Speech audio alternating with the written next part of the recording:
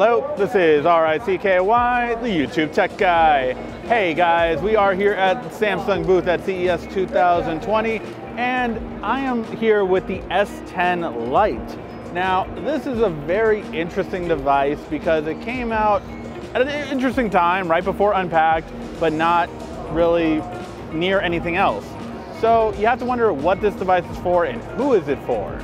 So to be quite honest, it has a really big battery life. So both this one and the Note 10 Lite, which we'll talk about in a separate video, do have an amazing battery life. The cameras are more akin to an A series. These do have an f2.0 aperture on them instead of the f1.5 that we're used to on the higher end Samsungs. But they have a 48 megapixel camera instead of a 16, or 12 rather. You have to kind of balance that out. Overall, with the specs right here, we can see that you have a couple of differences. So you have a really big screen with the 6.7-inch display.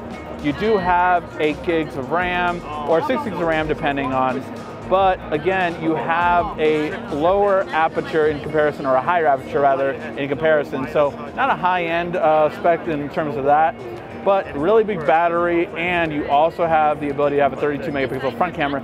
Again, not the best aperture when it comes to that though. Overall, I will say that with this phone, you do lose a couple of things when it comes to it. You lose the wireless charging, you lose the waterproofing, but it's supposed to gonna be a much better price point.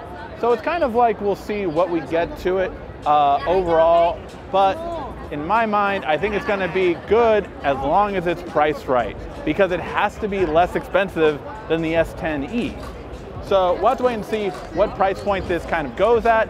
Overall, I am interested to see, but it has to be at the right price, especially for losing that wireless charging. That's a big one for me. Let me know what you guys' thoughts are in the comment section down below, and let me know what price you think this device should be at. I do believe that the S10 Lite, by the way, will be the only one in the US, just because of the Snapdragon 855, and the Note has the Exynos. Let me know in the comment section down below again what price you think it should be. This has been RICKY, the YouTube Tech Guy.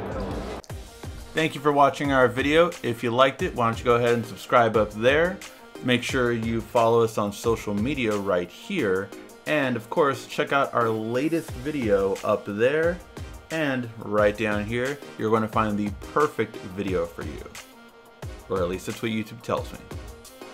Thanks again.